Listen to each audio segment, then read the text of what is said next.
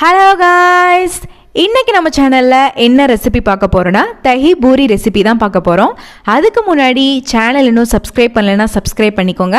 வாங்க வீடியோக்குள்ளே போகலாம். ஃபஸ்ட்டு உங்களுக்கு தேவையான அளவுக்கு பூரி எடுத்து வச்சுக்கோங்க. நான் ஆல்ரெடி பூரி எப்படி செய்கிறதுன்றத வீடியோ போட்டிருக்கேன், அதை செக் பண்ணிக்கோங்க. அதுக்கப்புறம் தயிரில் சுகர் ஆட் பண்ணி மிக்ஸ் பண்ணி வச்சுக்கோங்க.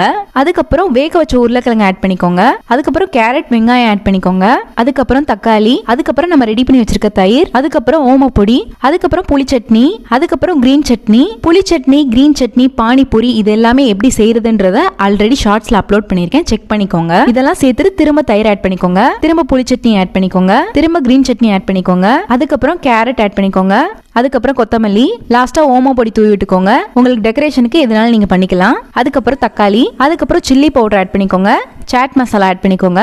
அவ்வளவுதான், ரொம்பவே ஈஸியான சிம்பிளான தஹி பூரி ரெடி ஆயிருச்சு. இந்த ரெசிபி பிடிச்சிருந்தா லைக் பண்ணுங்க, ஷேர் பண்ணுங்க, கமெண்ட் பண்ணுங்க, மறக்காம சேனலை சப்ஸ்கிரைப் பண்ணுங்க.